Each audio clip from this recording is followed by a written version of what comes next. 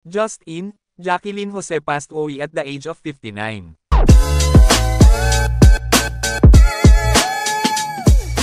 Binalot ng kalungkutan ang mundo ng showbiz dahil sa pagkawala ng multi-awarded actress na si Jacqueline Jose.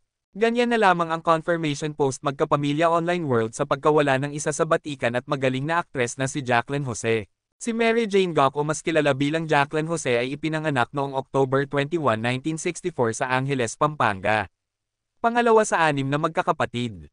Ayon sa balita, natagpuan umano itong wala ng buhay sa kanyang bahay sa Quezon City. Si Jacqueline Jose ay lumalabas bilang Chief Espina sa Batang Quiapo.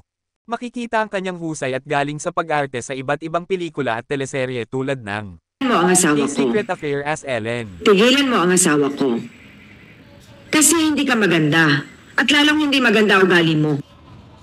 At marami pang iba.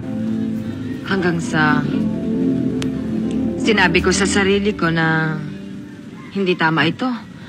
Dahil sarili ko lang ang pinahihirapan ko. Hanggang sa pinilit na kitang kalimutan.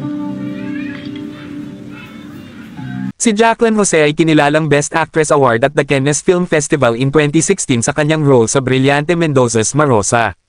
Sa kabila ng pagiging profesional at achiever, mananatiling nakatanim sa aming mga puso ang iyong pangalan. Ang makilala ka sa mundo ng industriya and isang pribilehiyo. Rest in peace, Jacqueline Jose.